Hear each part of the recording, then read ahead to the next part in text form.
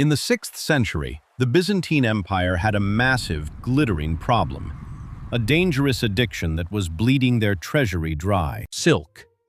It was lighter than air, stronger than steel, and, quite literally, worth its weight in solid gold. For centuries, Roman elites were obsessed with it. Pliny the Elder even complained that buying silk was draining the Roman economy to ruins. The problem?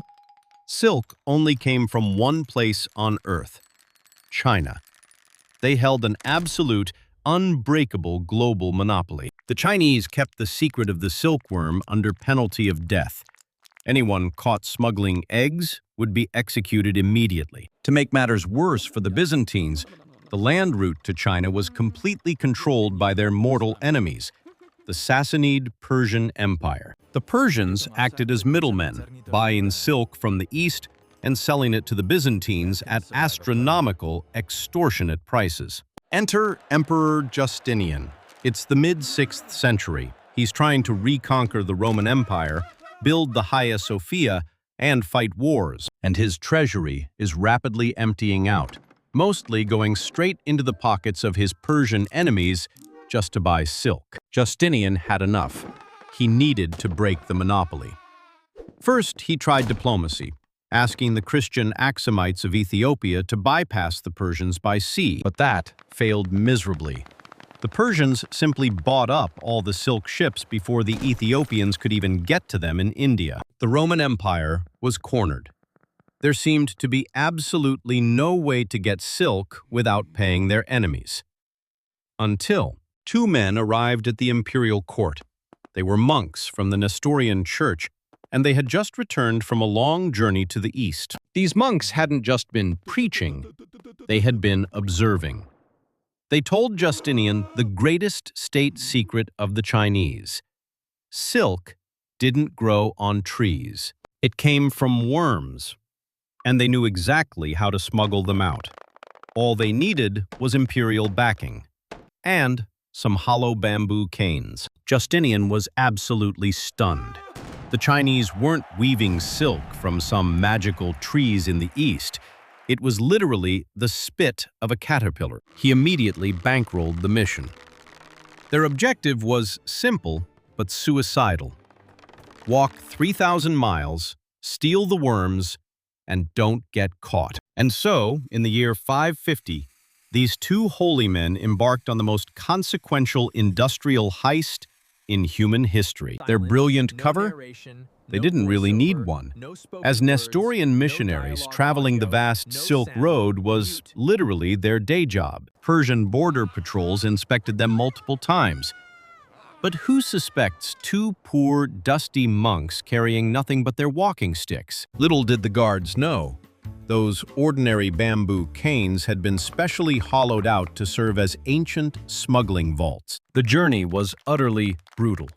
It took 2 grueling years just to walk from Constantinople to their destination. They survived the freezing, deadly mountain passes of the Pamirs and the blistering heat across the Taklamakan Desert, an area ominously known to locals as the place of no return. Along the way, they kept their heads down, successfully blending in with massive caravans of Sogdian merchants to avoid drawing attention. Finally, they reached Serindia, likely the kingdom of Khotan, or perhaps deep into China itself.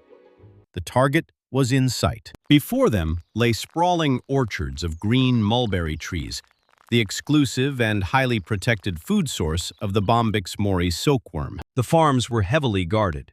The Chinese authorities knew exactly what their monopoly was worth, and they took security very seriously. One wrong move, one suspicious glance, and the monks would be executed for industrial espionage on the spot.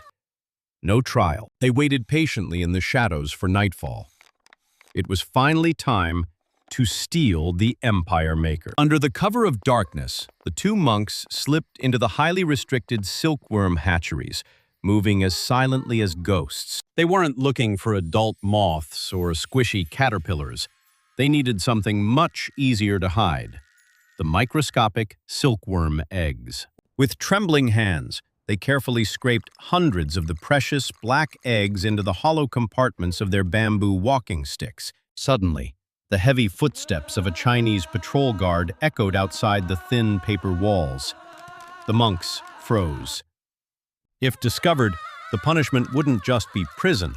It would be a swift, brutal execution for stealing the emperor's greatest treasure. The footsteps faded. Breathing a massive sigh of relief, they sealed the bamboo canes tight. The heist was successful. But stealing the eggs was only phase one. Now, they had to walk 3,000 miles back to Constantinople without anyone noticing. They faced a biological ticking time bomb. If the eggs got too warm, they would hatch inside the canes and starve to death. To prevent a premature hatching, they had to regulate the temperature, burying the canes in snow during the sweltering desert days. And during the freezing nights in the mountain passes, they hugged the bamboo sticks against their bare skin to keep the eggs alive. The ultimate test came at the western border checkpoints. Chinese guards rigorously searched every departing merchant for smuggled silk. The guards tore through their meager belongings, checking their simple robes and turning their small travel pouches inside out. One guard picked up the tall monk's bamboo cane, examining its weight and tapping it thoughtfully against his hand. The monks forced innocent smiles, their hearts pounding out of their chests.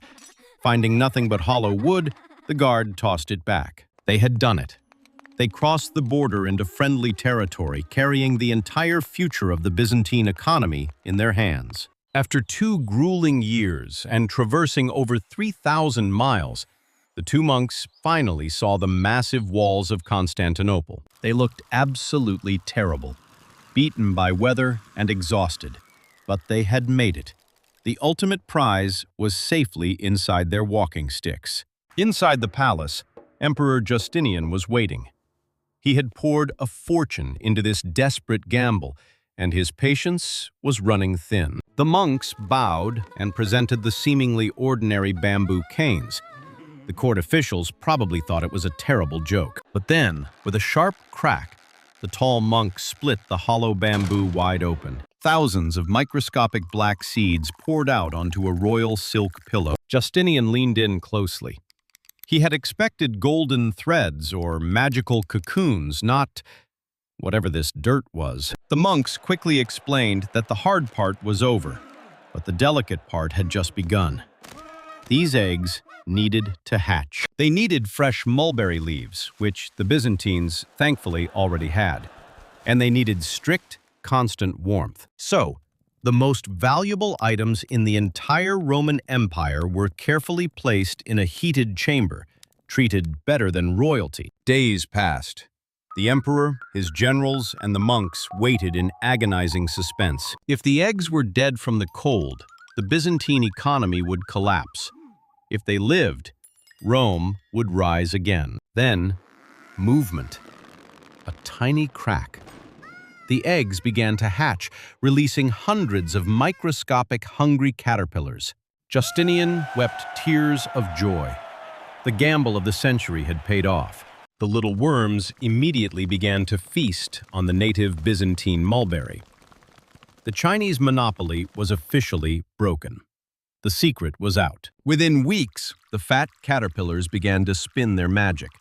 They wrapped themselves in glowing, pure white cocoons of unbroken thread. But to get the silk, you can't let the moth hatch and break the thread.